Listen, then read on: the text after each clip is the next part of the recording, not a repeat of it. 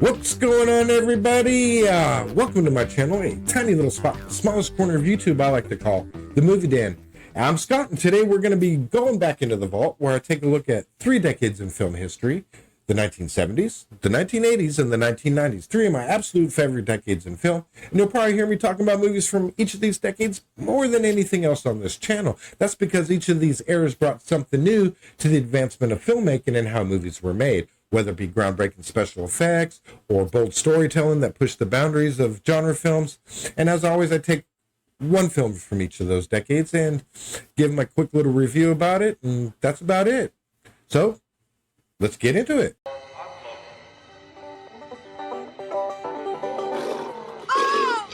First up, we're heading into the late 1970s with the horror sci-fi classic Invasion of the Body Snatchers from 1978.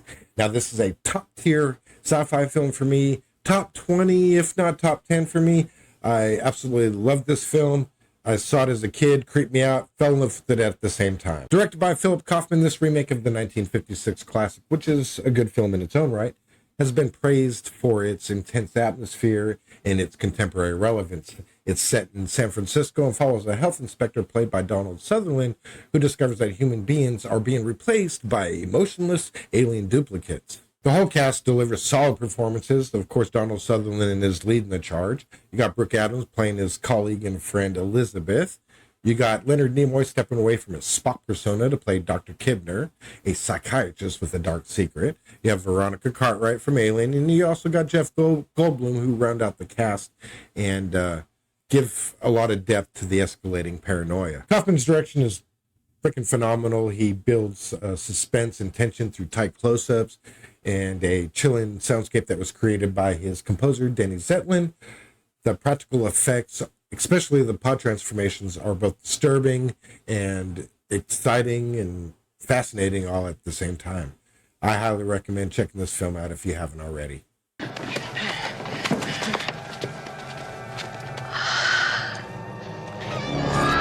Have any edible fantasies you'd like to indulge in, Billy?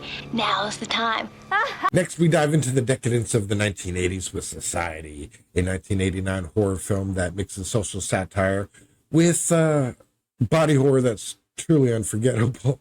I caught this back in the day when it hit the shelves at my local Blockbuster, and let me tell you, this is fucked up. What the hell am I watching? Shit. If you've seen it, you know what I'm talking about. If you haven't, just stick around. Directed by Brian Yuzna, Society takes a satirical look at the elite class of Beverly Hills seen through the eyes of a teenager, Bill Whitney, played by Billy Warlock. Now, Billy feels a little out of place in his wealthy family and begins to suspect that there's something a little more sinister going on than high society parties. Warlock's performance as Bill is relatable and engaging, drawing you into his growing paranoia.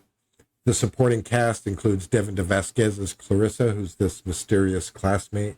You got Ben Slack, who plays Dr. Cleveland, who holds the key to the film's dark revelations. The direction by Yuzna is bold and grotesque, especially in the film's climax known as the shunting.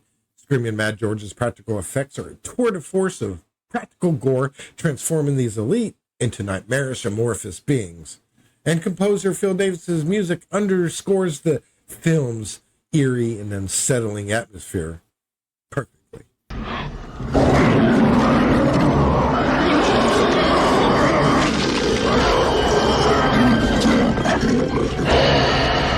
And finally, we're journeying into the imaginative world of the 1990s with Clive Barker's Nightbreed, a 1990 horror fantasy that showcases Barker's signature blend of dark fantasy and horror.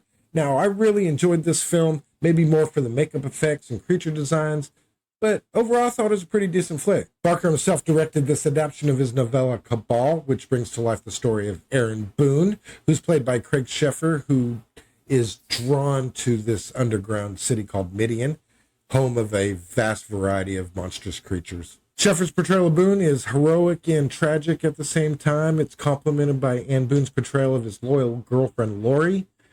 Horror master David Cronenberg steps in front of the camera to play the sinister Dr. Decker, and he gives a chilling performance and adds just a little bit of a psychological edge to the film.